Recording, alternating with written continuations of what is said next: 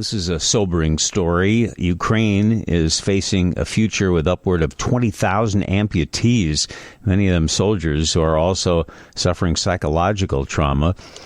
Europe has experienced nothing like it since World War I, and the United States not since the Civil War. Let's talk to Joseph Lindsley in Ukraine today. And Joseph, from what you've told us over the months, I'm not surprised at this, but man, oh man, when you see that number, 20,000 amputees, it really takes you back. It really takes you aback, doesn't it? Yeah, Bob, and good afternoon from Lviv.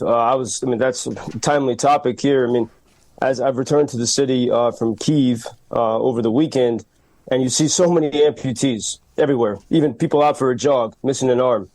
It's a huge, you just see it. At least those people are still alive. There's so many more who are killed or those living under occupation.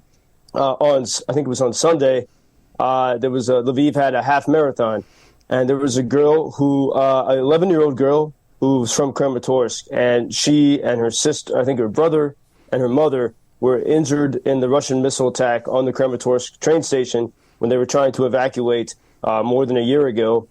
She lost both of her legs, and she completed the half marathon on prosthetics. Wow. Which is remarkable. But, it's so in one sense, it's incredibly inspiring. As a British journalist who's here, he's very popular on Twitter, John Sweeney, told me in Kyiv last week, every day here he sees the aristocracy of the human spirit. And you see that, whether it's the 11-year-old girl or, military veterans who are trying to, who are dealing with the worst injuries you can imagine and dealing with the death of their loved ones. Yesterday, I was talking with friends who lost our legs in the war because they come to Lviv to get new prosthetics. And so one friend was testing out his new leg and was sort of joking about it and showing everyone how he could twist it around in different directions. But behind that, you can see all the pain behind the jokes, the heaviness and the pain. And it's extremely heavy and difficult. And, people they joke around, but it's darker than you can imagine, as you were saying. And this is, the longer this goes on, the more such people, either lose life or limb. And this is why, the question has been asked for so long. Many months ago or a year ago, Ukraine needs fighter jets and more weapons and more ammunition. And, I think the question is, what more do Ukrainians have to prove? And is it, is Washington, why are they afraid of Russia? What specifically are they afraid of? And why is the aid moving in so slowly? As I mentioned last week, there was a Biden administration official who said that Washington thinks the best weapon is strategic patience. But, look at that 11-year-old girl running the marathon. Does she have strategic patience? And then think about those who are dead. At what cost does our patience come?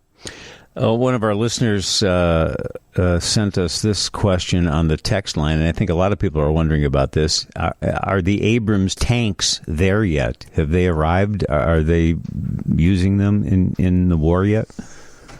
I will need to investigate further because it's not something I've heard discussed recently. We do know that the British Challenger tanks are being used. I've seen lots of footage. In fact, one of them was destroyed over the weekend by the Russians. That's the first report we have of one of them being destroyed. And so the Brits gave about 15 of those tanks, and they've done amazing work. Even just a dribbling of tanks can make a big difference. And as for the Abrams, it's a good question. There was so much, for months, the U.S. officials were saying, Ukrainians aren't capable of learning how to use these things. And, we realize that those arguments don't apply.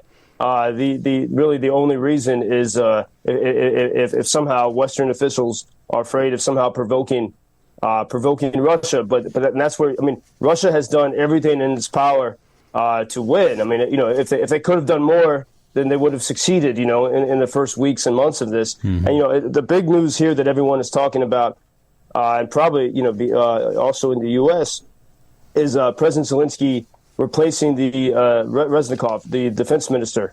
And more people, I think, have been focused on why Reznikov was dismissed. There's a lot of talk that maybe he could become actually the new Ukrainian ambassador to the UK. And there's more we can discuss about that. But the new defense minister, he still needs to be approved by the parliament. His name is Rustem. Sorry, I want to get his name right. Rustem Umerov, and he's a member of an opposition party called Holos, which means voice or vote. And that party was started by Ukrainian rock star Slava Vakarchuk. We've played his music before. Slava nearly challenged Zelenskiy for the presidency in 2019. And so Rustem Umerov comes from an opposition party. He served as a member of parliament. And he most recently, he's been chairman of the State Property Fund of Ukraine, which was started in 1991 with the collapse of the Soviet Union, ostensibly to create more privatization. But for the first 25 years or so of Ukrainian independence, it was a center of corruption. Sort of the Russian methods of corruption. After the Revolution of Dignity in 2014, the two most recent chiefs of that department killed themselves, and then there was a new, sort of a new era in Ukraine. And so Rustem, the proposed new defense secretary, was running this board, and by all accounts, was cleaning things up. But the most important thing about him is he is Crimean Tatar. So he's a Muslim Crimean Tatar. He was born in Uzbekistan because his family was deported there by the Soviet Russians. And, so the Crimea, Ukrainians believe that unless the Crimean Peninsula, which is that peninsula in the Black Sea, which Russia has occupied since 2014, Ukrainians believe, and many observers believe from around the world, unless that peninsula returns to Ukraine, that there can be no victory. Russia has a major naval base there. They can easily attack Ukraine from there. And moreover, the people who live there live under oppression. And now the fact that the defense secretary of Ukraine could be an ethnic Crimean Tatar means it will be very difficult for Western leaders, whether they're in Paris or Berlin or Washington, to say that Crimea doesn't matter, because it matters immensely to this guy. And I was speaking with a Crimean Tatar journalist, Ukrainian Crimean Tatar journalist, Aidar Muzdabayev. He's done a lot of work. In fact, he's on several death lists in Russia. And he's done a lot of work showing how Russia was preparing to take the Crimean Peninsula in 2014. Some of his colleagues have been assassinated. And this journalist, he was thrilled by the news of a fellow Crimean becoming defense minister.